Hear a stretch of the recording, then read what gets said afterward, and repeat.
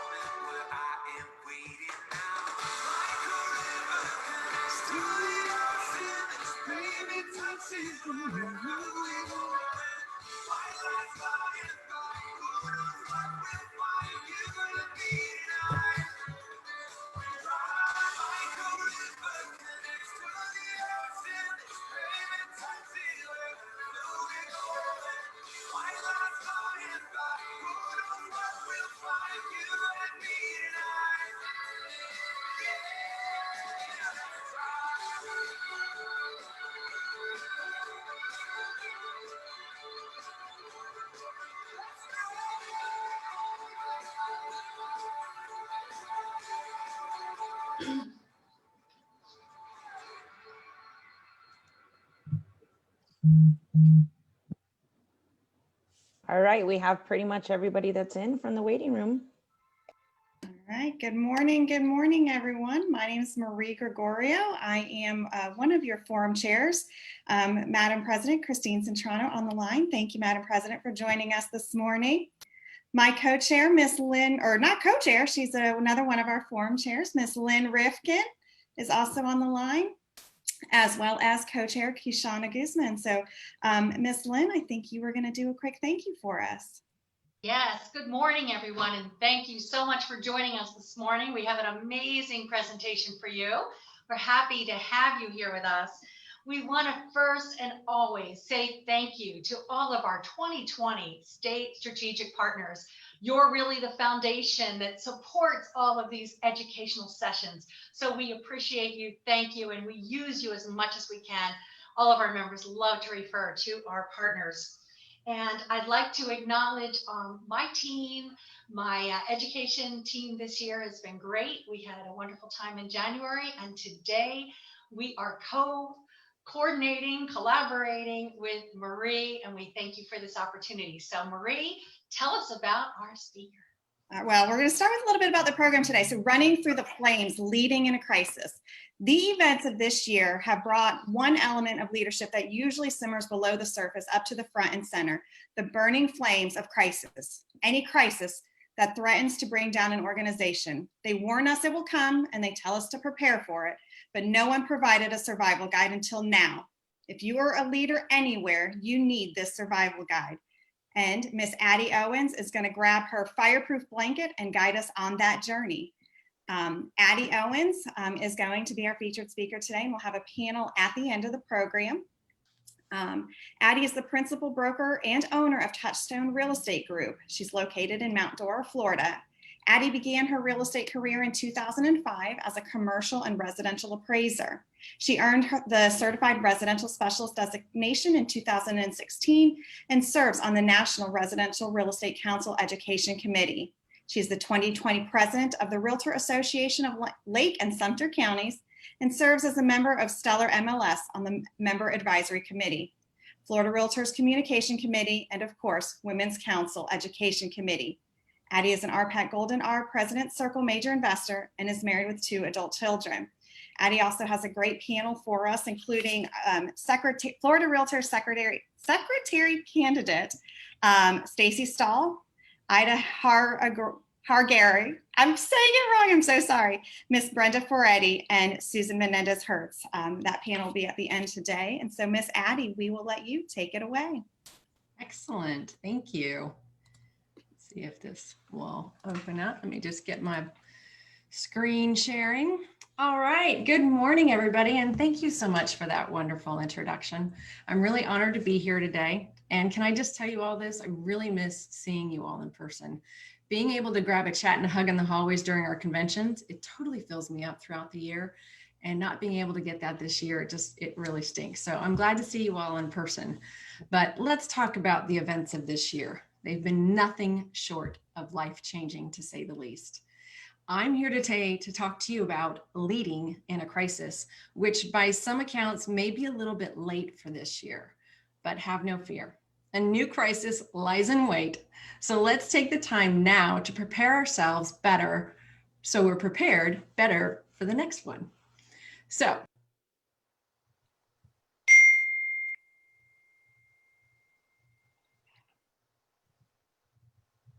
Addie, you're muted somehow. I am muted. How did that happen? Now you're not. All right, very good. All right. So, but have no fear, crisis lies in wait. So let's take the time to better prepare ourselves for the next one. And let's not hope it's not murder hornets or sharknadoes.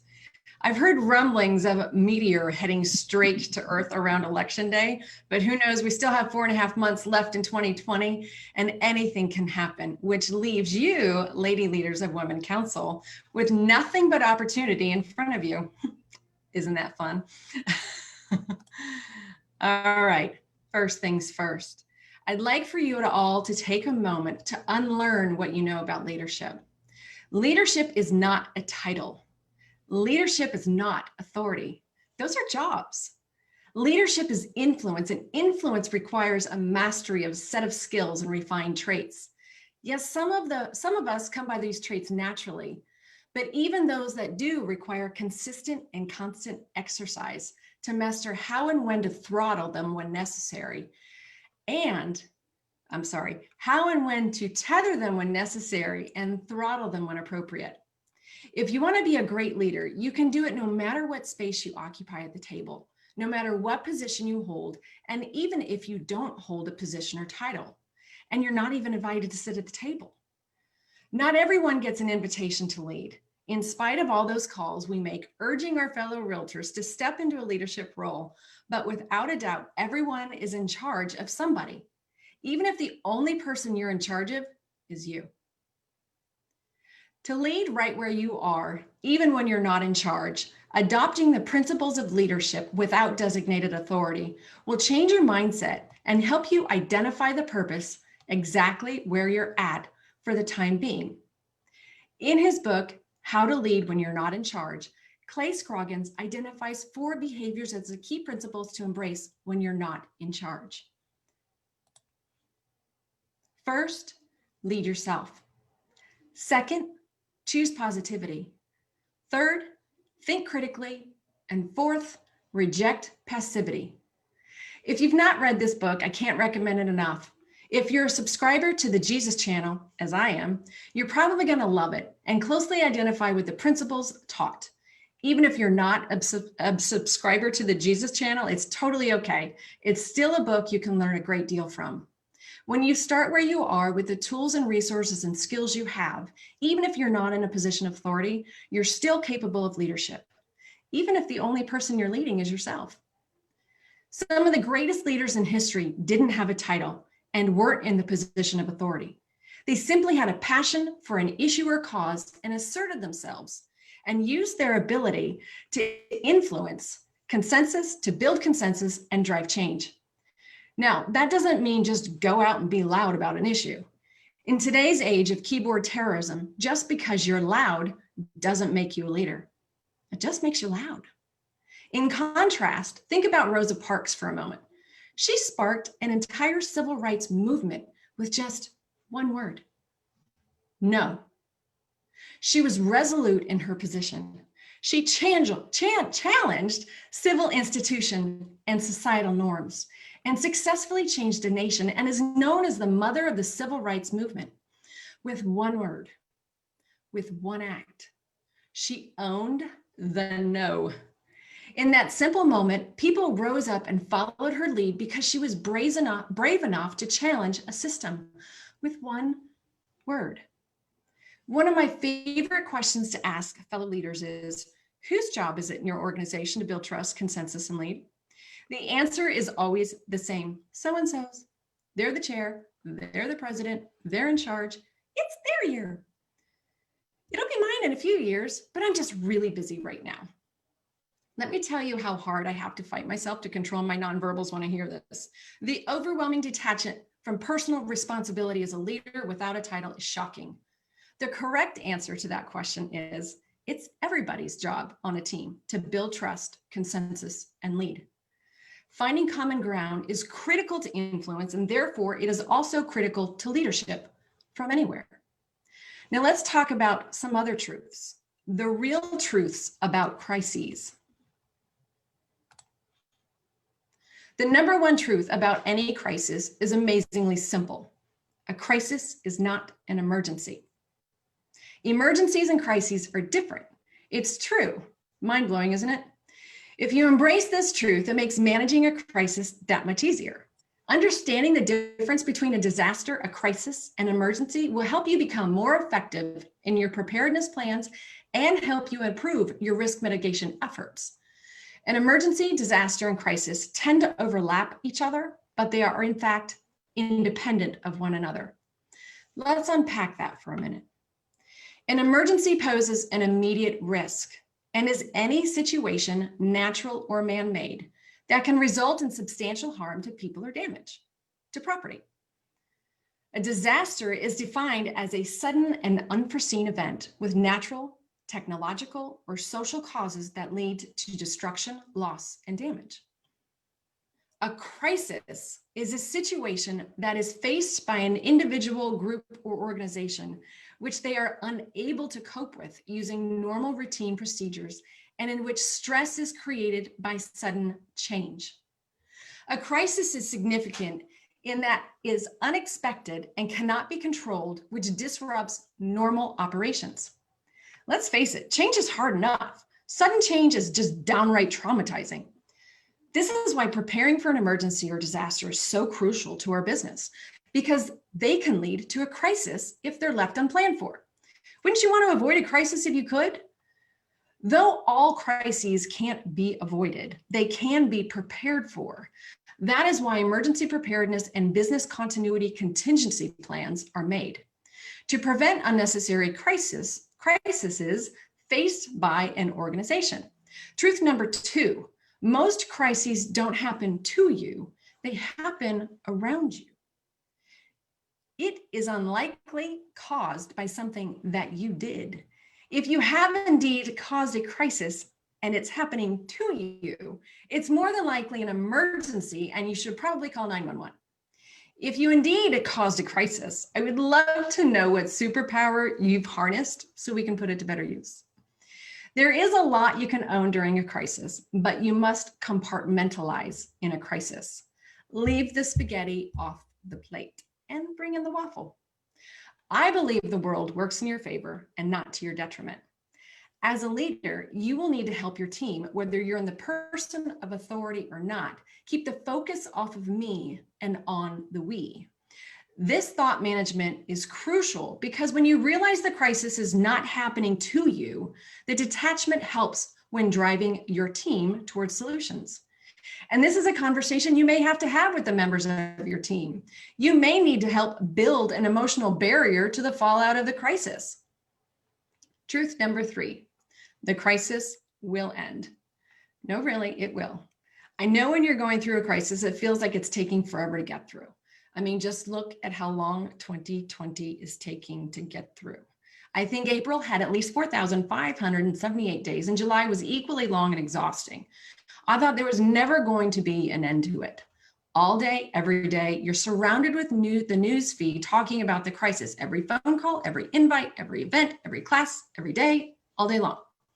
No, really, when will it be over? Eventually it will end. As a leader, you need to be the one that puts focus on the light at the end of the tunnel. There are two people in the crisis, the optimist and the pessimist. One of them is better equipped to sustain leadership in a crisis and move their team past the finish line. Which one will you be? I hope that you're the optimist, because you're going to have to deal with the pessimist. There's at least one on every team. It's going to take intentional action on your part as a leader to help move them through the crisis and not diminish the progress of the organization or the team. You're also going to need to ensure the pessimist doesn't infect your team. When teams lose hope for the outcome, they disengage. It's the job of all members on the team to prevent this from happening, and it's the job of the leader, in charge or not. Truth number 4, another crisis will happen eventually. I don't mean it to be a Debbie Downer.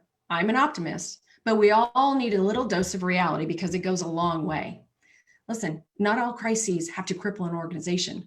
There's an association that literally had 3 back-to-back crises they had to deal with, and it wasn't even a crisis domino effect. It was 3 uniquely independent crises that no one expected.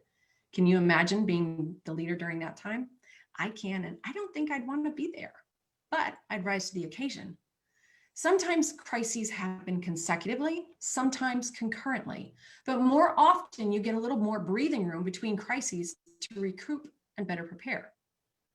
Truth number 5, there is opportunity in every crisis.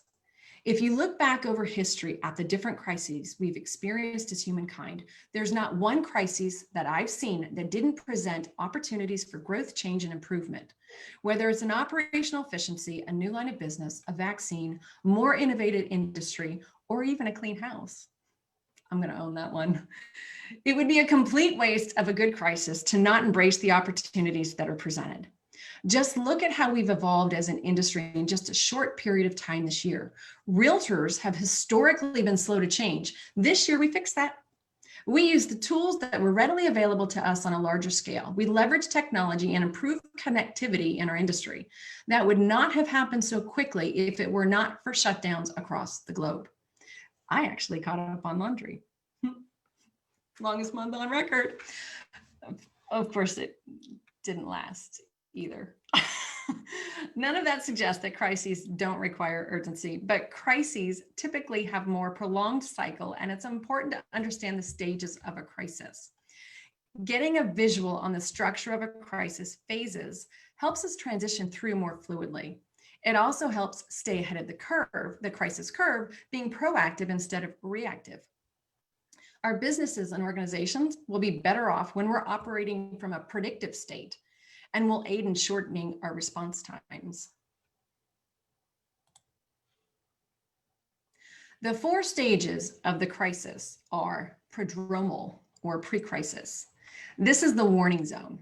You may or may not, it's coming, but it's coming eventually. Remember? This is the best time to prepare. Get those checklists out. Take the vulnerability assessment test. I have that for you in handouts, and I'll put it in the chat box when we're done.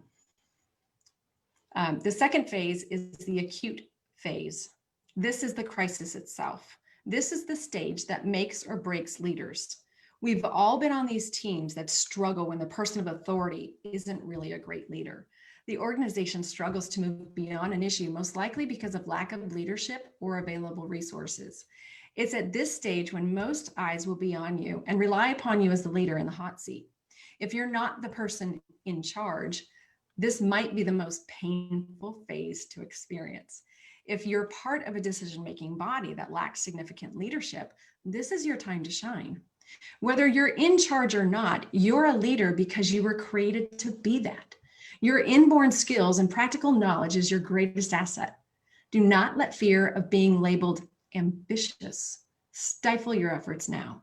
Great leaders step up to the plate during this time, and weak leaders step out. Even if they don't step away, find a way to help move your organization forward in spite of it. The information you have available to you will most likely be limited and is almost guaranteed to change, perhaps frequently. In spite of information being limited, you'll be expected to make decisions quickly. The third phase is the chronic stage. Note the days in July. Have I mentioned how long July was? It was the most long as I'm sure most of you felt too. The chronic phase isn't about time though, it's about the lasting effects of the crisis. Like post-hurricane, when the power is lost for weeks on end or delivery trucks are unable to reach their intended destinations. Luckily, the chronic stage blends into recovery so that light at the end of the tunnel that once felt out of reach is much clearer and feels achievable. The end is near.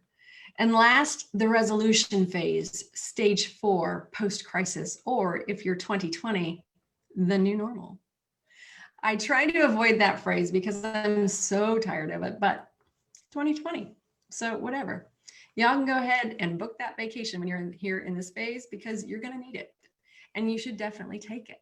While you're on that vacation and step out of crisis response mode, you won't be able to help doing one thing, thinking all that you experienced as a leader through the crisis. If you're introspective, as many leaders are, you're going to be able to pinpoint every moment and situation that you would have done something different, some minor tweak that would have made a big difference. This is not the time to beat yourself up. This is the time to make a note of those issues and bring it back to the debrief team. Part of planning is learning. Your vacation from the crisis is as important to your tactical participation in the crisis response. Take the vacation. Your mental health is equally as important. Now that you have a better understanding of what a crisis is and the anatomy of a crisis cycle, let's talk about some best practices to get you through it, coming out shining like the stars that you are. It's important that we keep our focus on being a leader and not a hero. If you have a hero complex, while I appreciate heroism and heroines, I mean, who doesn't love a good Wonder Woman meme? But a crisis isn't the time for that. Emergencies can have their hero, but a crisis needs leadership. Sometimes that leader is out in front, and sometimes that leader's in the back. A good crisis leader in any organization or team exhibits shepherd-like behaviors. I know the term servant leadership gets thrown around a lot in both volunteer and corporate leadership, but shepherd leadership doesn't nearly get the attention it deserves. This style of leadership is similar to how we move our customers through a real estate transaction. You might know the answers. You may or may not be the person of authority, but you're unlikely to be the decision maker. You have to put your powers of influence to work in order to accomplish the mission. In shepherd style leader positioning, you walk alongside the flock where you're needed and keep the flock moving in the right direction using influence and guidance to achieve the best possible outcome. The principles of shepherd leadership go back to the beginning of time. This type of service to others isn't about us. It's about the people or cause we serve. Dr. Artika Tyner, a distinguished professor of public policy and leadership, author, educator, and public speaker, says, the heart of a leader is manifested through service to others. Your care and concern for the people involved is what drives your behavior as the leader. And as the leader, you're responsible for guiding each of your team members to greener pastures. It is a style of leadership that promotes trust and elevates service. And you're going to need trust where you're headed. Carving a path to recovery in a crisis. There is only one way to the other side of a crisis, and that's through it. When forest fires burn out of control, one of the defensive measures a firefighting team deploys is to create a fire line. They show up fully prepared with the right tools to do the job, clear on their objective, and get to work. So too, you as a leader need to create a fire line in a crisis or leverage one that occurs naturally, like a river, or a slowdown in activity. So how do you prepare personally as a leader for a crisis? Simple. Anticipate one. Because if you anticipate a crisis and are intentional with your development as a leader, you will by default be or should be prepared. Taking time to build your leadership muscles greatly reduces the learning curve when it's your turn to step into the fire and get stuff done. Self-assessment is critical to the growth of any leader, and as a leader during a crisis, you need to be acutely aware of and in full acceptance of your strengths and weaknesses. As a leader, part of your personal preparedness plan is to lead in a crisis. To lead in a crisis is self-assessment. Knowledge is power, and acknowledgement is a superpower. Before you step into any role, you should take a leadership self-assessment. We should grow through our leadership experience. If you don't come out a better leader than when you went in, you probably have a bigger issue, and that's likely lack of self-awareness. You know which jobs you must know which jobs are best delegated to other people and which jobs you can accomplish with ease, competently in high pressure situations. When was the last time you took a leadership self-assessment? If you're like me, you take them regularly to see how far you've evolved over time and experience. I remember way back in my Disney days, I sat down with my department manager after having taken my very first DISC assessment. I felt so grown up at the ripe old age of 23. One of the greatest aspects of working for the Walt Disney Company was the robust leadership and training development programs they had for their management.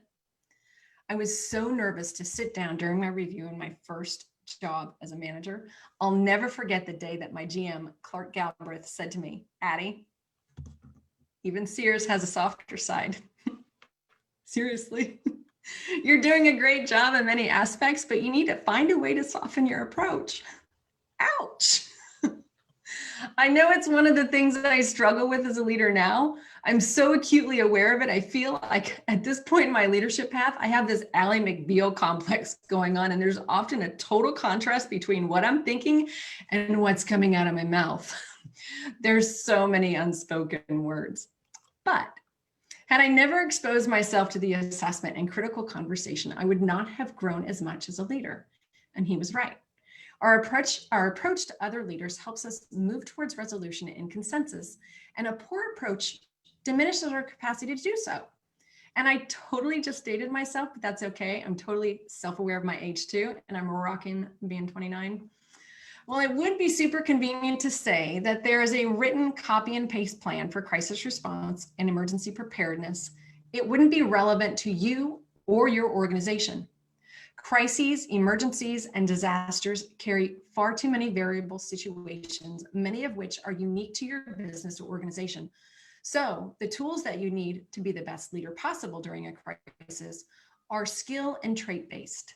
The intangible qualities that make you a good leader improve the likelihood that your organization will thrive in spite of a crisis. In order to create a fire line in a crisis, you're going to need to deploy those leadership skills as your primary defense and follow a simple recipe for most crisis response plans. Mobilize, communicate, stabilize, reopen, grow. Most issues you face in a crisis can be solved using logic, reason, and ingenuity. The most challenging and complex element to any crisis is the people it affects and the people leading them through it. In order to mobilize, you need to know how to immediately access each one of your team members and their spouses or partners. It's important to muster your team as quickly as possible after the realization there is an impending crisis. This will set the stage for your response as an organization and provide a pivotal moment for you as their leader to engage them and prepare them for impact. Quickly shore up any exposed gaps in your team and move forward quickly. Your goal as a leader at the initial meeting is to ensure that all of the members of your team understand the impending threat and are provided any and all details about how it will impact them and the organization as a whole. Your mobilization plan is data reliant. You need readily available contact information for your customer base, key leaders, and local or government resources. Depending on the cause of crisis in your organization, you will need to not only mobilize your team, but put a plan together for mobilizing staff, your community, or perhaps an army of advocates and influencers within your circle of trust. Communication. A good leader in a crisis understands the importance of effective communication, and the ability to do so is essential to strong leadership. During a crisis, emergency, or disaster, communication is a critical element of the core strategy to your response plan. Your methods will vary depending on the audience for your message. You'll need to tailor plans for internal and external messaging and communications. I can't stress this enough. You absolutely must communicate. Communicate until you feel like you're over-communicated. If the crisis you're going through involves a wide audience, take time researching available resources and push them out to your team, members, and customers. We often say, be the source of the source. Please take a hot minute to vet the source. Use common sense and don't just share nonsense from Facebook. Vet the source before you share the source. Remember the who, the what, the where, the when, and the why in your communication plan. Make sure you have a designated spokesperson. The last thing that you want is for every Tom, Jill, and Mary to posture as the all-knowing and the almighty, each taking a stance that might be complete conflict with one another. There's nothing that will undermine leadership efforts faster than a rogue person speaking on behalf of your organization who, number one, likely doesn't have the correct information, and number two, may not have the best interest of your organization at heart. Remember, there's opportunity in every crisis. Not everyone has good intentions. Someone may use your crisis to support their own agenda. It's your job as a leader to control your own newsfeed and prevent the hijacking of it. You must communicate. Your messaging should be simple, clear, timely, and from a consistent source. Your team and organization need to be able to rely on concise messaging during the crisis. It should be relevant and succinct. Use a designated spokesperson role as the face of calm, order, and reason. A crisis communication plan for a corporation is usually crafted around the 4 R's: regret, resolve, reform, and restitution. But in our environment as volunteer leaders, we're less likely to use that formula and more likely to use the 3 R's, which is more appropriate to our service models: research, response, and recovery. A good leader knows how to communicate, and a great leader knows how to listen. Don't stop at the spoken word. You need to be a sponge for information in the middle of a crisis. Stop talking for just a bit. Sit back, watch, and listen. Listen to things unsaid. Pay attention to body language, tone, drips of information that just might seep through a crack unintentionally. Listen to every word being spoken to you and around you. Reach out to your team and just listen. They're hearing things you're not.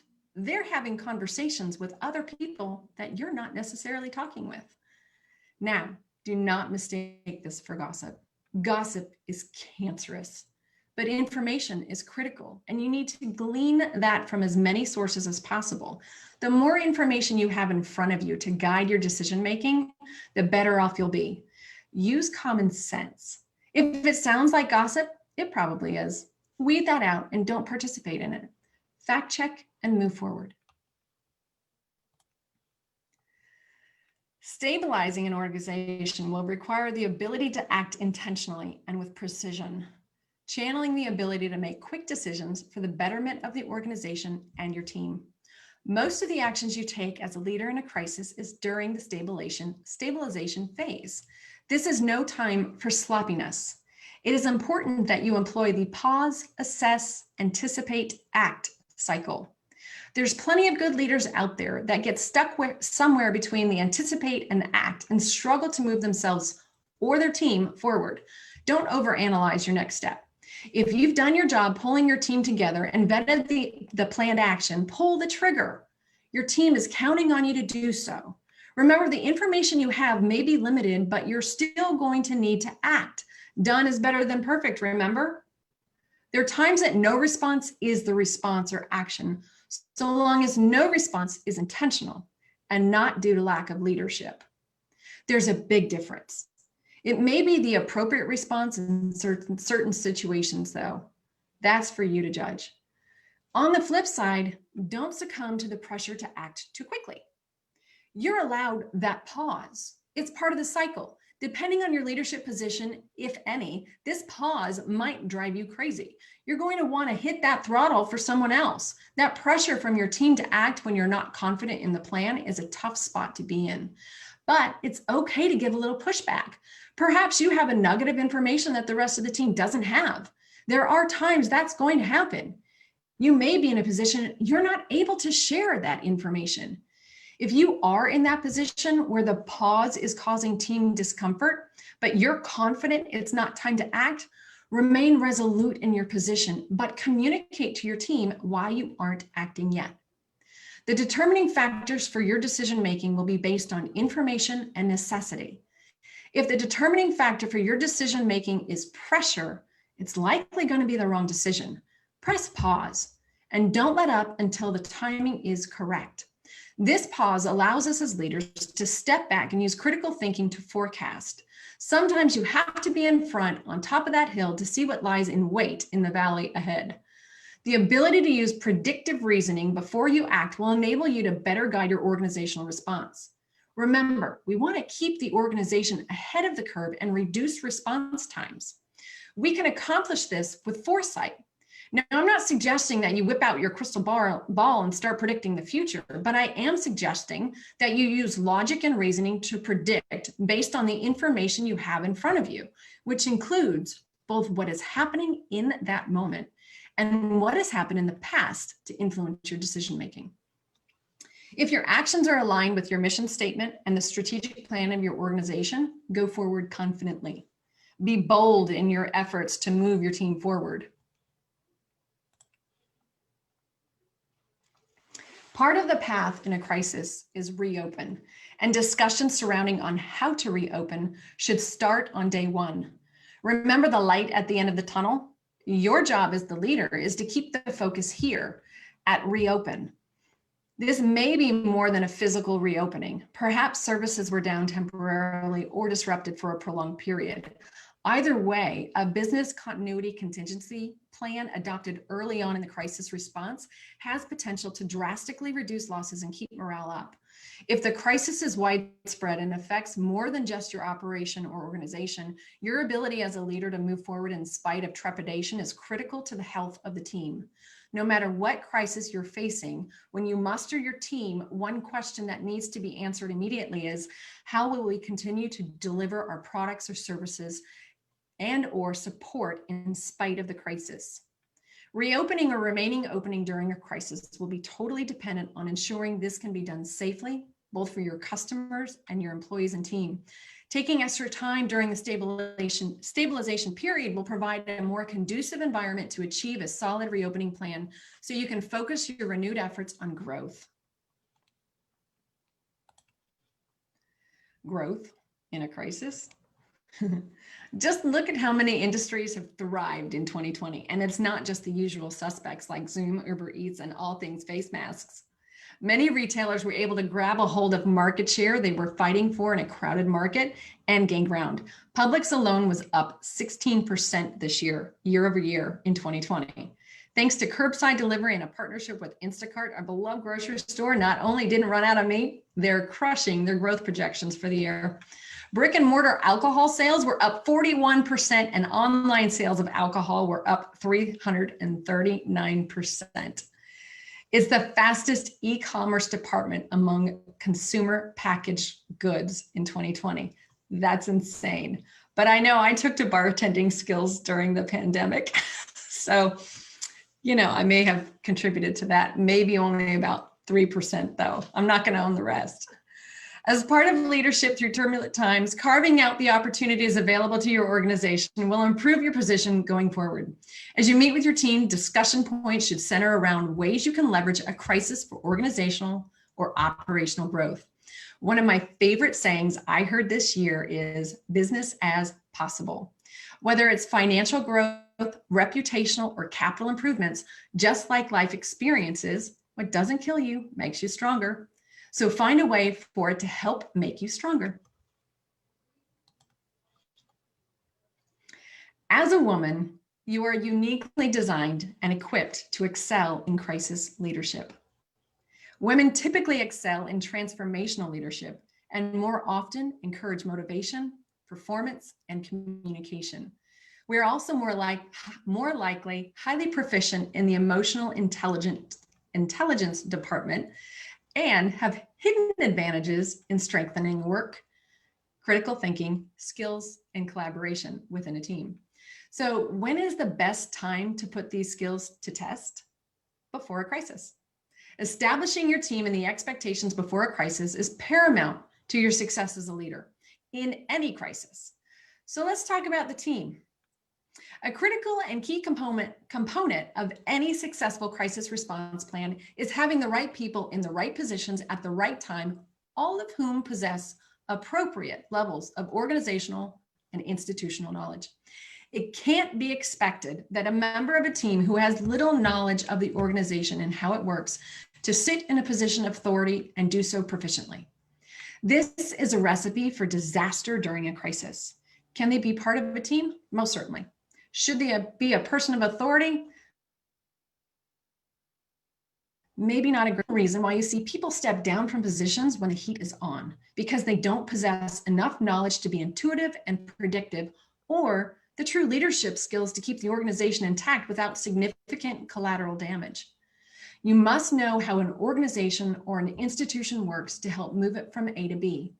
If you sit in a car and don't know how to start it, how far are you going to get? If you know how to start it, but you can't drive a stick, how far are you going to get? And if you do get lucky enough to make it out of the driveway, you're probably going to do some damage to the car, maybe even the mailbox. Either way, it's not good. The heart of every good plan is ensuring the right people are in the right roles, doing the right things at the right time. There's no worse time to find out that the wrong people are in authoritative or leadership roles than in a crisis. That is why crisis simulation workshops as a team are a must in any leadership training and development program. Remember that saying, you plan to fail by failing to plan? Same is true by hiring, continuing to employ or elect people that aren't leaders into positions that demand leadership. The effort you place in hiring or electing your leaders will likely mirror the quality of leader or employee you put in place. And for the record, having a pulse should not be the singular qualifying criteria. The best time to plan for a crisis is when you're not in the middle of one. As a part of your leadership orientation program, every incoming leader should be provided a self-assessment and introduction into the inner workings of your organization. The goal should be that all leaders in your organization know how it works, and more importantly, why it works. At the very least, every leader in your organization or team needs to fully understand the mission of the organization and how they fit in and the role they play into carrying out the mission. It's not the sole responsibility of the leader in charge to connect the dots between the role and the mission.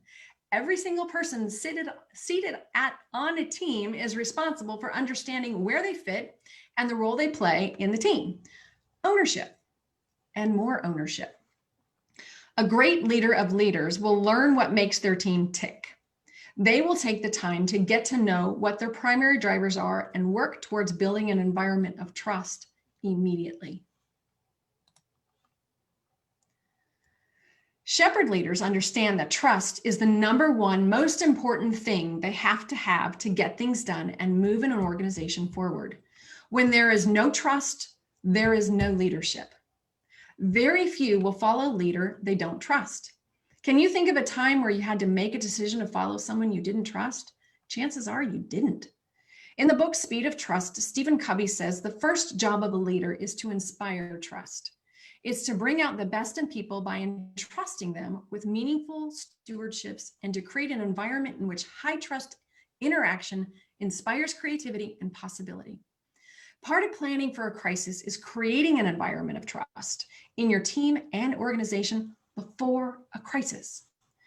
Everyone on your team deserves to have a safe space to share their thoughts and ideas from day one. There should be clear policies in place to address people that threaten that environment or create hostility on your team. If you're on a team, there's going to be disagreement, and that's okay. Disagreement is a good thing given respect for each other is displayed. Fostering a space that disagreement can exist without bulldozing one another not only helps turn good ideas into great ideas, but it also fortifies healthy team dynamics. Remember whose job it is to build consensus? Everyone's, right?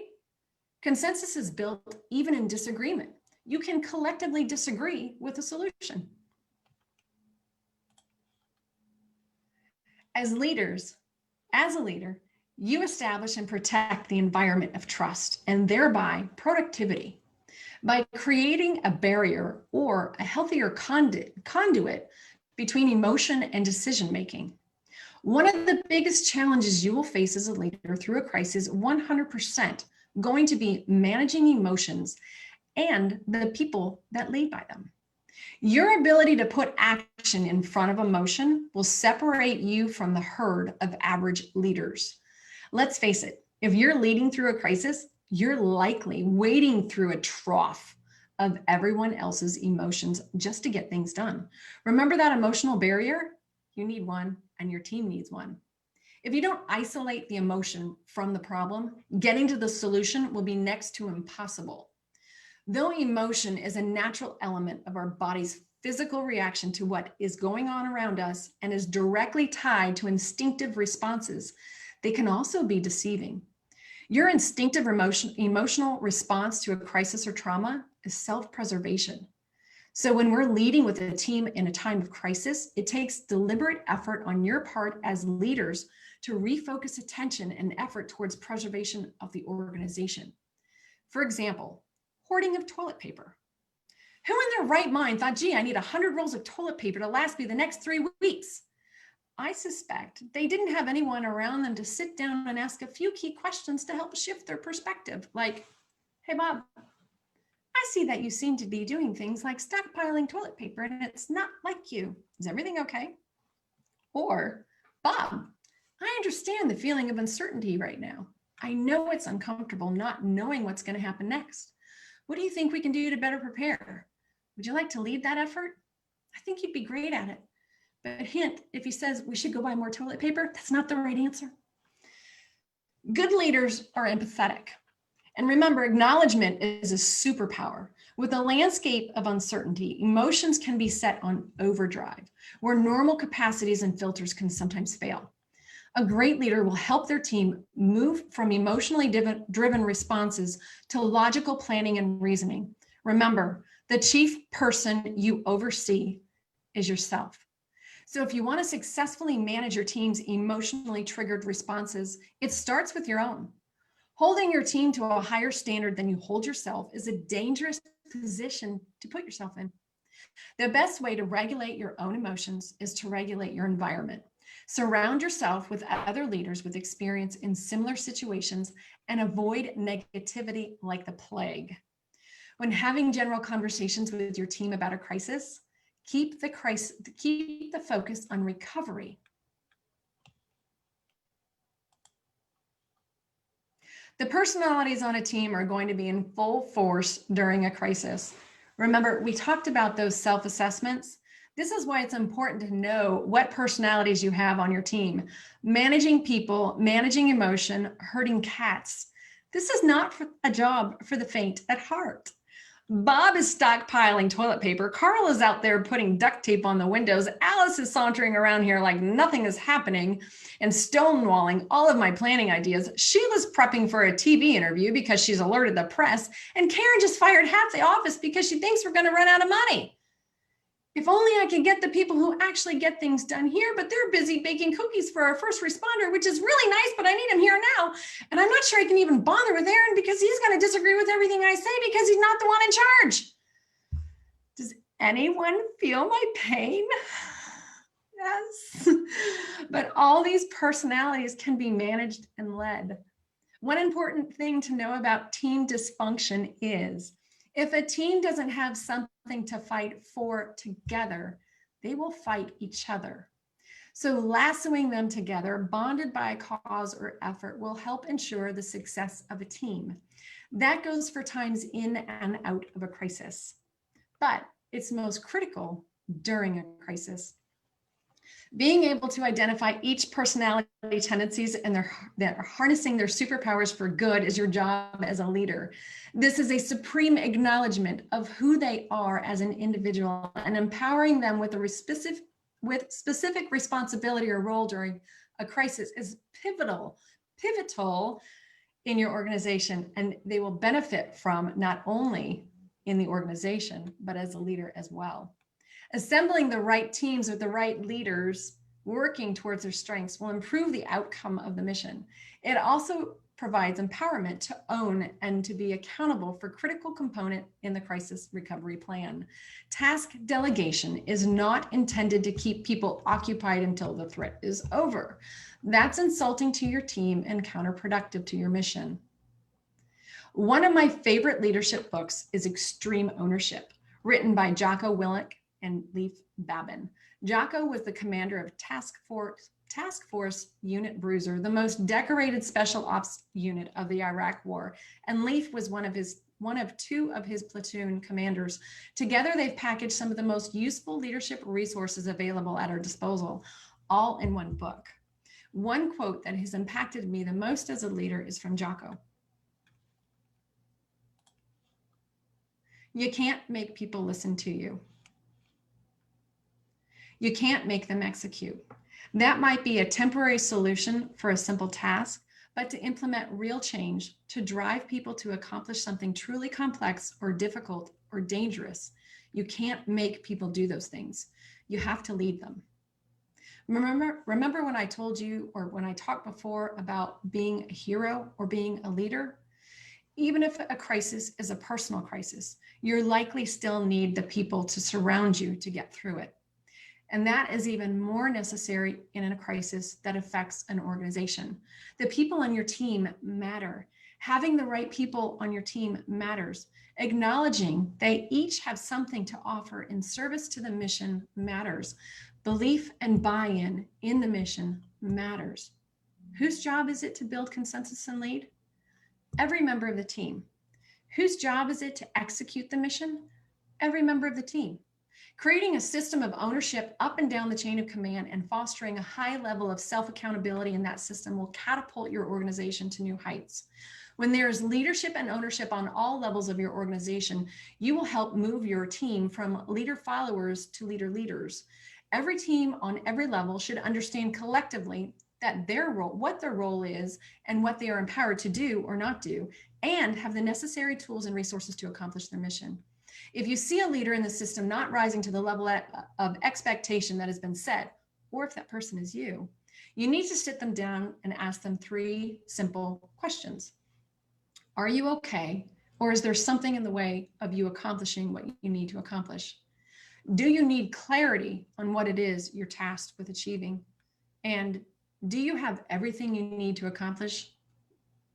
Everything you need to accomplish what needs to be achieved.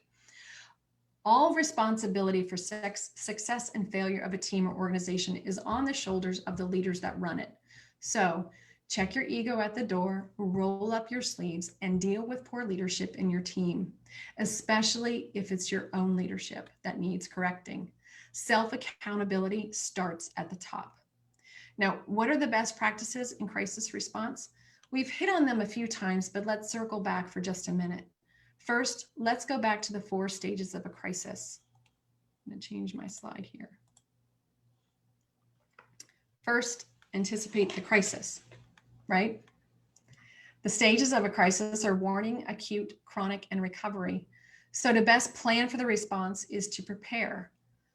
Have I beat this drum just enough yet? Is it sinking in? That happens in the warning stage, pre-crisis. Whether it's an emergency preparedness plan or crisis response plan, it needs to start here. Being proactive and prepared for an emergency reduces the odds that it turns into a crisis. So what are the things that we need to prepare for? From natural disasters, man-made disasters, loss of critical staff members, data breach, data loss, lawsuits, embezzlement, terrorism, riot.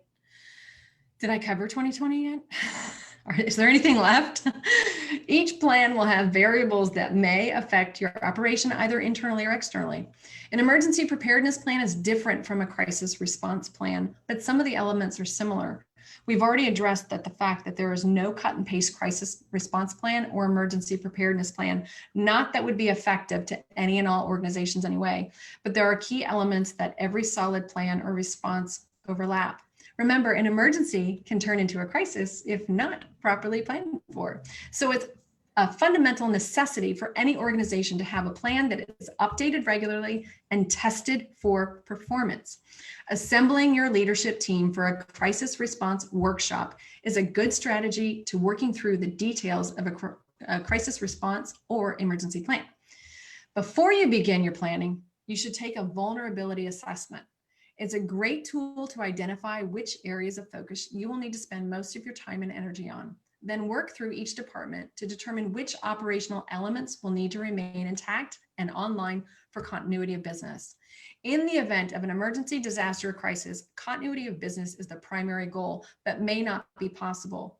To achieve business continuity, you may have to alter how you deliver a product or service, similar to how many businesses have adapted this year.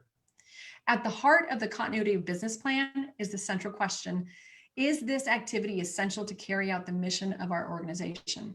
If the answer is yes, the procedure or operation should be documented step by step and placed into the emergency operations plan. Why would you do this? What if the one person that carries out that operation can no longer perform the task? If it's mission critical, it goes in the plan. An alternate delivery process can always be adopted, but critical steps or data may be missed if the normal process isn't documented. This should be done for every department and critical process necessary to execute the mission of your organization. In horizontal leadership situations, such as associations where staff manages the operations and board and committees govern the organization, an emergency governance plan should also be put in place. It's just as important to have the ability to adapt, and appropriate leadership have the ability to make time-sensitive decisions quickly and in the event of emergency. Addressing how you govern during an emergency or crisis is critical to your ability to be effective, especially when governed by sometimes restrictive procedures. A crisis response team is a great resource to put in place pre-crisis for handling situations that arise unexpectedly and affect your members, customers, or employees. Assembling this team on an annual basis allows you to train key players in crisis response and build rapport in times that are not filled with pressure and mild intensity. This team is a critical component of your response plan, and the people that execute it are working in conjunction with it. From there, other work groups or teams that are tasked with situational issues that arise, like distributing information or mobilizing donations or food or other resources. If your local area has any sort of emergency response board, there should be clear and direct relationship built with them as well. Again, pre-crisis, it's easier to get in the door when 100 people aren't pounding down to get to key players. Mobilize and communicate throughout the pause, assess, anticipate, act cycle.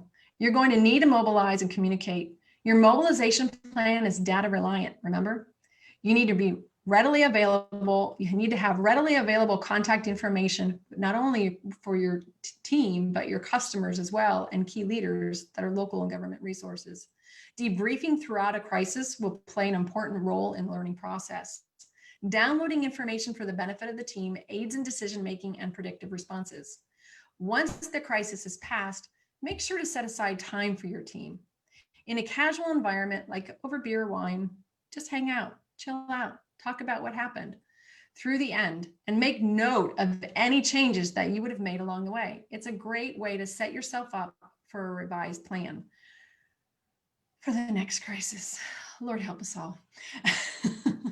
Always remember, most crises can be managed with logic, reason, and ingenuity. Focus on the people and everything else will fall into place. Please consider me a resource. Reach out to me if you have any questions. I'm here to help. But the next time a crisis comes barging in on your door, threatening to take you down with it, I want you to sit up straight, look it square in the eye, and say, "Not today, Satan." Now let's get to our panel, because we have some amazing leaders here with us today. So if you will please join me in welcoming our panel members, and unmute yourself if you're a panel member. Stacy Stahl of Key West, Florida, Brenda Fioretti of Naples, Florida, Ida, I destroy her name every time, it's so simple, Harrogay, yes, did I say that right? God, every single time, of Panama City, Florida, and Suzanne Menendez-Herbst of Monterey, California, who is currently in the midst of leading during evacuation orders. Stacy specializes in residential and small commercial properties. I'm going to put their pictures up real quick. In Key West and in the Florida Keys, and has had the privilege of serving our profession for the last 16 years. She's honored to be a member of the Florida Realtor Honor Society and was recognized as the 2018 Realtor of the Year for the Key West Association of Realtors. She is an involved leader. Ms. Stahl has earned the CRS designation and is C2EX endorsed. Stacy is currently serving as the NAR director and is also a member of the NAR Leadership Academy. Stacy is the 2020 vice chair for the board leadership forums of Florida Realtors, a 2019 DVP, and a proud graduate of the Florida Realtors Leadership Academy. Brenda Fioretti, prior to earned her license in 1974 and owned and operated a 3-office Century 21 franchise company in Alexandria, Virginia, where she was born and raised. Brenda relocated to Naples with her husband, Rick, in Florida in 1999 and joined NABOR at the time. Brenda served as the president of NABOR in 2010 and 2011. She is currently serving as a director as the Florida Realtors Association and serves on the Broker Engagement Committee for the National Association of Realtors. Since 2002, Brenda has been managing broker for Berkshire Hathaway, Florida Realty's Naples, Fifth Avenue, and Tiburon, I can't say that word, Ritz-Carlton office with over 90 sales associates. Her office has consistently ranked in the top 3 offices in production for Berkshire Hathaway Realty Florida, which has 43 offices. Ida has served in the United States Navy. Let's see, sorry, lost my screen for a second. Ida has served in the, I'm gonna go back. Ida has served in the United States Navy and has been in the real estate since 2005. In 2019, Ida served as the president of the Central Panhandle Association of Realtors. Please join me in welcoming our panelists. Hi, ladies. How are you today? Hello. Thanks for having us. Thank you for being here. I'm going to find my questions really quick. Are you ready? Addie, let me pause you for just a quick second. Yes. Ida, did you make it on the call? I did. I'm here. Okay, Ida is here. And then Suzanne, you are here as well, correct? She sent me an email. I see it in my inbox. It looks like she's having huge issues with her internet. Okay. We just didn't see them, so I wanted to triple check before you started. I know Brenda and Stacy were both in, and Ida, thank you. No problem. I am going to give each of the ladies just a minute to speak a little bit about themselves. I gave them an introduction, but we would love to hear your voice. So if we could go ahead and start with Brenda Fioretti, if you'd like to just say a few words and give us a little highlight of what crisis you had to deal with when you were leading. Okay. Thanks for having me once again. Christine Citrano had called me and asked me if I would do this because she has a really long memory. This was 10 years ago, but I was installed as president-elect of our board in December of 2009. And then in January of 2010, the president, who had just been installed, was killed in a plane crash. So we had to, as a board, we had to deal with that and figure out how to adjust everything and get everyone through it and handle the emotions and the trauma of the members and the staff of the Board of Realtors. So that was quite the challenge, but I think we did a great job. Absolutely. Stacy? Good morning, everyone. You know, I always joke around, like everybody's like, oh, 2020 is so terrible. It's so terrible. And I go, well, yeah, but my 2017 was probably just as bad as 2020. You know, overcoming crisis. Our crisis in 2017 really started with my CEO being ill. And then we came to find out that she actually had embezzled quite a bit of money from our association. My year continued with, you know, I was in Leadership Academy, yay, just like this year, different Leadership Academy, yay. I don't know if that's a correlation or not, but my husband then had a heart attack while we were at the Florida Realtors Convention. So I had to like pick up and fly to that.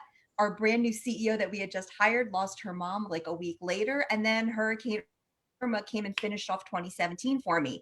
So I think, you know, 2017 really prepared me for 2020 this year in some strange, bizarre kind of way. For sure. And where's Ida? Ida? I'm right here. Okay, there you are.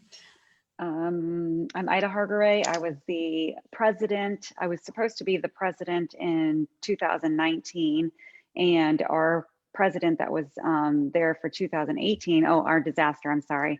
The disaster we overcame, of course, was Hurricane Michael. So our current president of 2018 at that time, he had lots of medical issues that happened from the hurricane and with his wife and things. So he had to step back. He didn't step down, he stepped back. And then I had to step in as the incoming president at that time and start handling different things, different tasks that he could not handle at the time. So I started my presidency basically in 18 and then had continued it all the way through 19 to deal with that hurricane. So that's where I came in for my disaster. Awesome. Thank you. So let's start with Addie, can I just interrupt for a second? I believe that we may have the fourth panelist here Oh, good. because there is someone else named Addie Owens. Oh, they're all using the link. Yeah. Sorry. Is that Suzanne?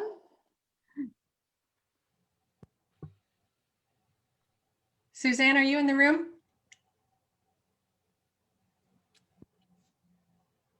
She They may might need be to struggling. unmute. Go ahead and start with the first question while we get Suzanne situated if she's back. So ladies, what steps did you take to prepare for your emergency? Did you have a plan in place? Stacy, we'll start with you. I don't know that I necessarily had an envisioned plan in place, but in the beginning of my year as president, I actually kind of shook up our board a little bit. And I think a lot of it has to go back to what you were saying, Addie, is making sure you've got the right people in the right seats. And just because you've had that position for 3 years or 5 years doesn't necessarily make you entitled to remain in that seat. And so I mixed up our board a bit and I brought in some new, younger, more participatory members, and I took some of our more seasoned members and made sure they were in the right seats that fit their personalities. So I think it all does start with building your team properly.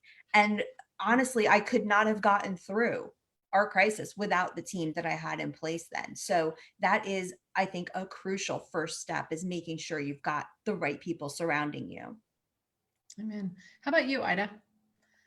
I don't think anyone can ever be prepared for what we went through. It's not something you think will ever happen to you. And actually the areas that were hit with our hurricane, everybody thinks the beach is going to be hit by the hurricane, and it wasn't the beach that got hit. We were hit and it dragged out for 50 miles into the coastline.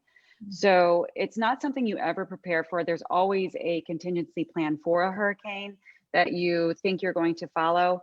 But we had so many things that happened to us from this hurricane that it was just, you do it as you get it kind of situation. And then we found out some of the flaws we had, of course. And then we kind of tried to address those and overcome them. And you kind of just keep moving forward. But we do have and had reached out in several times to other people that had come into this town, of course, to help these cities with their contingency plans and moving forward. So we have updated ours since then, of course, and we are always able and happy to share it with anyone. But it's definitely something, I agree with you, having great people in place. Our CEO, that was a whole other catastrophe. We had hired her out of a bad situation, and she is phenomenal. If we did not have her, I do not think we would have gone through that situation as smoothly as we did. She is the best thing that's ever happened since sliced cake. And I don't just say that. And actually, I think I got a saying correct, which I never do. But anyhow, she is phenomenal. So again, with your leadership and our employees that we have too, the best there is. And to get through that, it was very challenging. And honestly, we're still getting through it. So it's always good to have a good contingency plan and keep adjusting it. That's what I would say. Be flexible. Exactly. How about you, Brenda? Well, I think that we had done two things to prepare. We certainly weren't expecting or preparing for the death of our president, but we discovered that our bylaws were very well written and perfectly clear about the demise of a president. And then then what happens next. And I stepped up as president and to finish his year, and then I completed the following year. But also we had created a media relations committee back around 2005 or so, and created a system where we had one spokesperson for the board, and that was the president. So I think that was very helpful because in our situation, the death was suspicious and mysterious because the plane crashed. It was a plane crash in the Bahamas where 3 local businessmen were in the plane, one of which was our president. And the plane was found, but the bodies weren't. So there was a lot of speculation about what happened and whether they were missing or dead. And so whenever we presented our case, whenever I spoke to the media or the members, I used the word missing, until the family made the decision that they were going to start using the word dead. But so it was having the media relations group in line and one spokesperson for the board. And I think by that time we had trained our members to, let one person talk so we can all share the same message. Then that was very helpful. Very good. Do we have Susanna in the room? Did she ever make it in? No? Okay, I'm going to move on to the next question. So what was the biggest challenge that you faced during the recovery? And Brenda, we'll go ahead and start with you. Well, the uncertainty of is he missing? Is he coming back? Where is he? The emotional state of the members, the staff were very close to him. Many of the members were very close to him, and just trying to move forward and temporarily, change the players at the table without, until we knew further, more about what was going on. So that was the biggest challenge. How about you, Ida? We had a few. The first one was, first of all, we could not get anywhere. We had over 500 million trees went down in our area and 72 million tons of tree debris to get rid of. So that was our first hurdle. And the biggest thing too was there was a lot going on at that time. So communication was our first big hurdle. And the reason I say that is it's not just communicating with your members, it's also communicating with the rest of the world, because FEMA has to come in and help us and help the situation, and our actual community as realtors come in too and help us.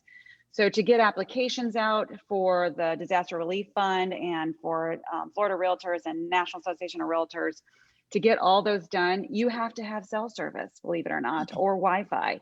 So our command, which is what we kind of called it, our CEO took everybody and set them up, believe it or not, just over the bridge, which if you know our area, it was such a mind game. You go just over the bridge and they had cell service. So we would have to go over the bridge a little ways over that way and then get cell service. So they set up over there to help everybody and to get everybody to get their applications in. And then to keep the communication going, as you all know, in 18, we also had at that time the Paradise Fires in California, which I have learned that disasters are basically based off of your population. So because there was a larger population over there, we were mostly forgotten. And it was very difficult to sit there and keep going and keep thumping and trying to make everybody remember you as you're still going through, I called it the grieving process, because it is such a grieving process to go through a hurricane. And to keep everybody on track. So we had to go to the National Association of Realtors, what we're doing right now, I forget, sorry. Anyways, we had to go to the convention. I don't know where I'm at today. And that was on November, I think 3rd or 4th. So I don't have power at my house. I don't have any kind of utilities. And yet we had to fly over to the National Associations just to keep ourselves relevant and in front of people and to thank people, which was the biggest guilt trip I've ever been on in my life, because we have TV, water, beds to sleep in, air conditioning, and then we have to go thank people. And I swear, the only time, this is probably the first year I can actually talk about it, and I still fight back tears to actually explain that process to people, because it isn't something you ever plan for. And I know a lot of us on this panel have gone through hurricanes, but this one, a Cat 5, and then you have to fight for the Cat 5 too, just to get certain government funding. I mean, it is such a, I was going to say a line of BS, but anyways, it is so much work. And then to be on the communication part too, is all of a sudden I'm doing interviews. I'm on panels such as this to explain what we think is going to happen. And I have to keep optimistic, because all of the realtors are panicking, because we had, I think it was 50,000 of our homes that were damaged. So it wasn't just a minimal amount of damage, it was a ton of damage. So everybody had a new roof basically, and then we had to get things going and keep optimistic about everything. So communication was our hugest hurdle because we had none, and to keep it relevant to us. Excellent. Thank you. Stacy, what about you? So in our situation, one of the hardest things that we had to overcome was this feeling of loss of our CEO. It ran so deep, but unfortunately, what also had happened was she had embezzled so much money and destroyed so many records. I literally walked into an association that had not one stitch of paperwork left. I mean, our charter was gone, our documents were gone, everything was gone. And the only reason we actually were able to quickly react and get a bulk of our money back rather quickly was because she forgot to take the recycling bin. And I mean that sincerely. So imagine, you're sitting literally still, I will never forget, sitting on the conference room floor with boxes of recycled paper and figuring out certain things and trying to put these pieces of puzzles together. So the trust factor also was huge to overcome because she had been ill. And that was what precipitated her taking all of this money. She had been ill. She thought she was dying. She had a very serious kidney disease. And she hadn't been traveling and she hadn't been doing things with us for quite some time due to this. So as a small association, we had a CEO, an AE or CEO, whichever you prefer to call it, and an admin, and that was it. So when she was gone, all of a sudden I'm now the AE too. And I'm now in charge of everything. And my admin went on vacation because she had planned it for, a year and whatever. And we were like, okay, what are we doing to keep the office open, to apprise our members of the situation without ruining our legal position? I mean, that was a very difficult thing for my board to handle. They wanted to tell our members what was going on and what had happened. And, thankfully, I happened to have been at Leadership Academy at the time, and I had, Dave Garrison, I'm talking to him, and the next thing I know, I'm in Margie Grant's office and she's coming down to help me next week. And, you can't be afraid to call in the reinforcements and ask for that help, because the people that you surround yourself with are going to be your best advisors. And I turned to my board members and, my secretary, she was, he was helping me, just like go through documents and figure out a new way to do QuickBooks. And, our treasurer was like trying to get all of our our bank statements back together because documents had been forged, things were missing, and we literally had nothing but scraps of paper to start with. The computers were gone, information was gone. She basically moved out overnight and took everything with her. Wow. So it was quite the harsh situation, but that's what we were faced with. And my biggest thing was making sure that, our information was delivered correctly, that we were regaining the trust of our members, because there was a lot of that. And my favorite thing that I remember is actually saying to a girlfriend of mine, I'm sitting here right now and I am ready to take the hate that's going to flow towards me and accept the situation for what it is and try to just pick up the pieces and go forward. And that's what we did. Awesome. That had to have been a nightmare experience. I think Suzanne is back in the room, so I'm going to throw it over to Suzanne really quick. So Suzanne, can you tell us a little bit about what you're going through right now in your leadership role and what you've got to deal with over there in California? I apologize. My internet is so bad here today, so hopefully I can stay into this conversation for a while. I missed the past 15 minutes. So we here in California, things are a little different. We're better. We just are getting over, in my small area, the wildfires. We're so lucky in Monterey County and not so much Santa Cruz, but Carmel, Big Sur. We've got it about 20% contained right now. So that's our third crisis that we are dealing with this year. We're called the pandemic presidents now, unfortunately, just one thing after another. So yesterday, I was talking to Addie, we were just getting under control, trying to figure this out for these new wildfires. We've never had them this bad in our area. So go backwards and start at the beginning, because some of your questions are really good. I'm going to read them. What was the crisis or emergency experience in your leadership to prepare you? I mean, the wildfire thing is nothing compared to what we did with COVID and the pandemic. That is still going on. That is real. We are still dealing with that every day, and we expect to deal with it for another year in our community. I don't know how everyone else is feeling about it, but going from COVID to the political unrest to the wildfires, it's been one thing after another. COVID helped prepare us. We were not prepared. We had no clue. That hit us, and basically we had to stop and pivot.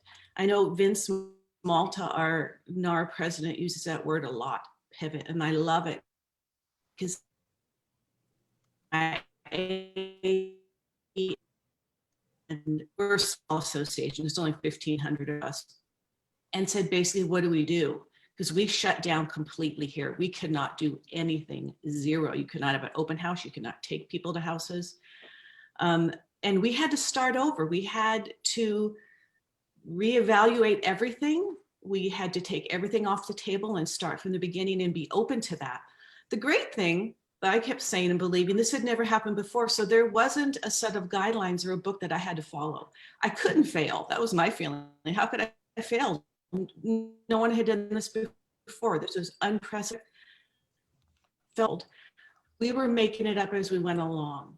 What worked for me is that I had an amazing team, and it was like 3 people, because our board was brand new. We just started our year. We had brought on about 4 new people. We were trying to really integrate with a lot of our different communities. We hadn't even had time to form a bond and working together. So I am thankful I had AE and get. We were living. Suzanne, I'm gonna press pause on you for just a second, because we're getting every other word, and we've got about 6 minutes left. So what I want to talk about next is the opportunities that we've experienced in your crises. And I'm going to throw this over to Brenda really quick. I know that you had a death of our president, but did you guys find any opportunities within this crisis as an association? We did. We had the day after that, the day we got the news, we did have a big event planned, an international educational event. So it gave me the opportunity to share the information with our members and try to do a lot in person. So the members were in person, felt better. I mean, they were all grieving the potential loss of our president. Also, there was a fundraiser that we did for the family, because the family wasn't able to get the insurance in a timely manner. And even Fort Myers board, our sister board to the north, brought a huge check to the fundraising event. It's just like everyone came together, bonded together. And I think it just brought the whole board and the staff and the board of directors and the members all together. It was a bonding experience. Awesome. What about you, Ida? I'm sorry, what was the question? I'm sorry. Yeah. What opportunities did you find in the middle of your crisis? I know it was definitely a tough time, but. Opportunities. I guess the opportunity I would say is for us, we saw a situation where our board was going to be the leaders in the hurricane situation. So we were going to be the voice, which is our not our mantra, but it's the voice of real estate and the kind of the voice to help our town too. So what we kind of did is we realized where there was some situation or issues with our actual MLS, which we adjusted. We did not have, everybody was asking us for stats, because I mean, we are houses. So they were asking us stats on rentals. They were asking stats on sales and things like that, damaged homes. So what we did is I'm on the MLS committee also. So we adapted and really quickly added rentals in with fewer entry things. You don't have to put in as much as you have to put in as when you're putting in a listing. So we changed that up really quickly so that agents will put their rentals in so that we could get the stats for our community. And also what we did is hurricane damage. We actually added a field that was mandatory for you when you put a listing in to state if you have, it was like levels, red, yellow, green, and then no damage. And then we also have all damages repaired.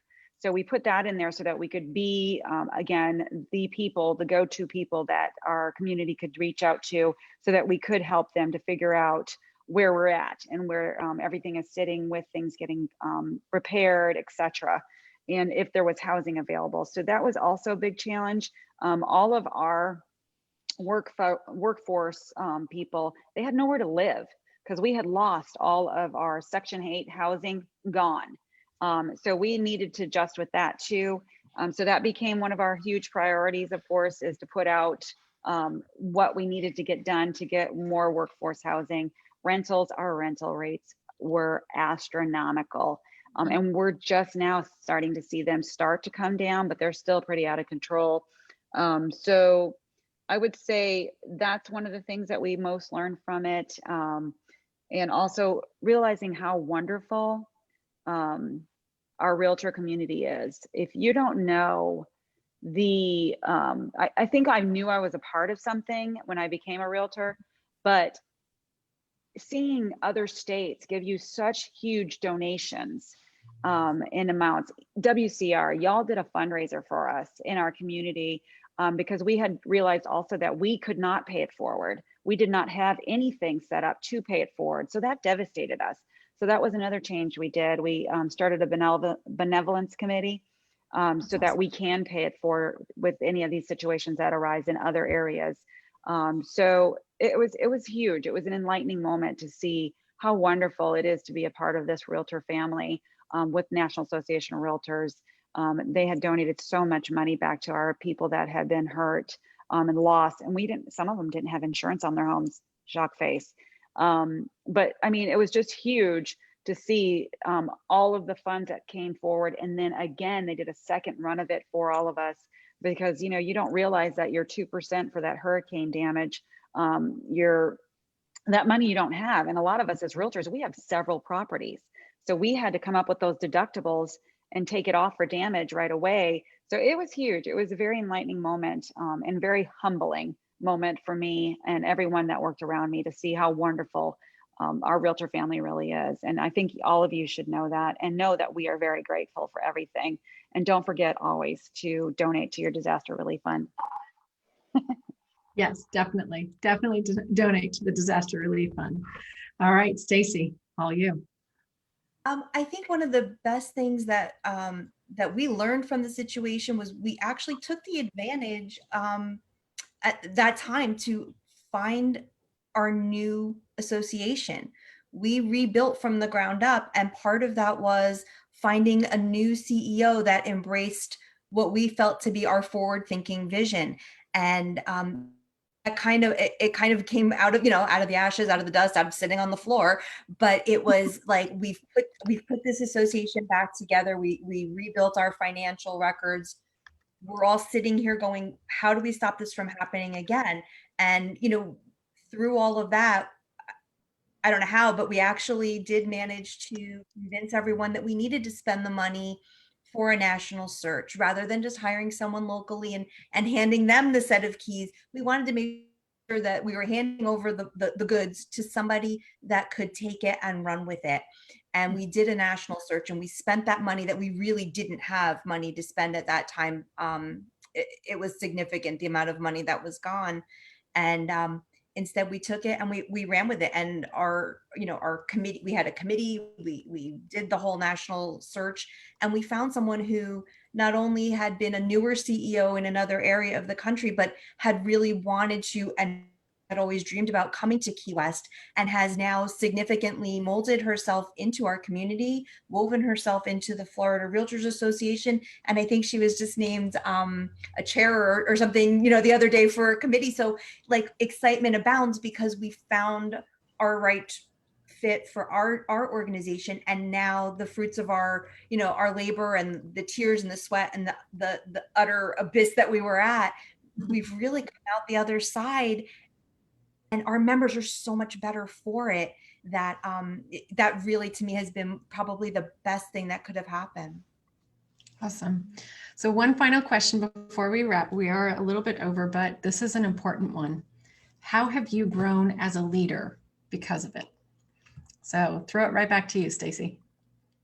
Oh, okay. Well, I think I've grown as a leader because when you're in a situation like that and people are turning to you and asking for your information, and you're delegating and you're giving, and all of the pieces are working together, and you can step back, like I just said, and say, wow, here we are now, and this is where we've come from. And I've learned that it's okay to ask for help. I mean, as a leader, as the mommies and the women that we are, especially, you want to do it, and you want to make sure everybody's good with it, and you want to hug everybody and say it's going to be okay. And you need to be that leader that can actually make it okay through processes, and not just because you want it to be better. And when you gave your presentation earlier, it was funny. I was going like, did that. Okay. So, and that's a good thing, because it means that you as a leader are thinking, the way that you should, and you're putting those processes and beliefs into place to share with others, so that they can also make your association better. Amen. We're going to throw it to Ida, and then we're going to toss it back to Christine. So I was taking quick notes. You're fine. I'm a wing it kind of girl. So I would say the biggest thing that I've learned as a leader is to always say thank you. Always ask for help. Don't let your ego get in front of you. Always ask for help. Talk to other boards. Reach out to other boards, because that's what mostly helped us to get through everything. And then always get involved. I wasn't as involved in the beginning of real estate, and then I became involved, but I would say stay involved and stick with it. I find that some people, disasters happen and then they move on and forget about them. I would stay involved, keep it relevant, and then pay it forward. Always pay it forward. Everyone has times of need. Pay it forward. Ask them for help. Bob Caldwell, it's Coldwell Bankers I work for, sorry. Bob Caldwell, he is a godsend, a blessing. He came up here, I don't know how many times, and helped us to move trees and do so much with a big group of people from Orlando and Tampa and everywhere down south, because they know they've been through it. So it's very humbling. And anytime someone needs help, we are definitely reaching out. I'm on the Disaster Relief Trust now, and for FR, and also, of course, I've done different things that have helped me to go and reach out and enlighten people, and it just definitely pay it forward and don't forget about it. That's one of the best things I can say as a leader. That is a huge thing and a blessing I've learned from this. Excellent. Thank you. I'm going to throw it back to Christine, because she's going to answer a question for Brenda. Brenda had to sign off really quick, but this one question was really, really important to her. So I'm going to send it over to Christine, and then she's going to wrap. Before we do that, I just want to take a moment to say thank you to everybody who chose to participate today. That in itself is knowing that a crisis can happen, and you're willing to take the steps to prepare yourself and the organizations that you represent for your future. And that says a lot about you as a leader. So with that being said, Christine, let's hear what Brenda had to say. Well, Brenda does apologize. She did have to leave for another meeting, but the thing that she learned in her experience with a crisis is to keep your mentors and your advisors close to you. And I would concur with that personally. I think that as a leader, when we are faced with a crisis, there may be moments when you feel crippled by fear. And fear is a liar. We've heard that expression before, and it is true. Fear is a liar. As a leader, you need to just get that out of your head, and you need to be calm and focus on what you need to do to move forward, and pull together the people that you can trust to help you move forward. And in many cases, those will be your mentors and your advisors, but there will be other people who will come to the surface that really do shine in a crisis situation. Don't be afraid to ask for help. 100%. Awesome. Well, that is all I have for today. So who is in charge of wrapping? Is that Marie? That would be me. That would be me. All right, so lots of really great collaboration and going back and forth in the comments. So thank you to everyone who participated today. I just saw a lot of great quotes and feedback and encouragement and just all those things that Women's Council is really good at. You know, I've got a shirt that said "Empowered Women, Empower Women and Men," and Yeah. I thank you guys 110% for that. We did have several strategic partners that were on, kind of giving shout outs on Facebook. We had Two Men in a Truck. In here, we had Pillar to Post, Bob Massanova with Florida Powerhouse, Audrey Snyder with Hughes. So thank you again to our strategic partners. There is an attachment in the chat with our state strategic partners. Again, if you need it one more time, just holler. We'll get you a copy of all our state strategic partners. We love you. We thank you. Thank you again to Ida, Brenda, Stacy, and Suzanne. It really, you know, everything that Addie was able to present today just comes to fruition and just full forward when you're putting it in these real life situations and what happens every day for us in our business and what we do as leaders in our communities and our associations. Huge shout out from the top down with NAR, Florida Realtors, our associations, and our local Women's Council networks and what they're doing in these times of crisis to really help each other out. I've put the link in there a few times. I'm going through all these things. The link tree, so scroll back up if you need it. The link tree is there for what's happening next. So the link tree will walk you through everything. Budget and finance is a committee meeting, but we are welcome to come and watch. Those of us that are not on the committee, that's happening at 11. Networking, I think, was 1:30. And then Sun Stats, thank you, autocorrect. It's not Sun State, Sun Stunt. Sun Stats is, I believe it was 3:30. 3:30 today with Brad O'Connor. So that's going to be a lot of great. Thank you, Keyshawn, for posting it again. Madam President, do you have any other words? I just want to give kudos to Marie and to Lynn and to Kishana and to Holly and of course to Addie and and Stacy and Ida and Brenda who had to leave. You guys, fantastic presentation. Thank you so much. Thank you. Thank you, guys. We'll see you in the next meeting. Thanks, Bye. everyone.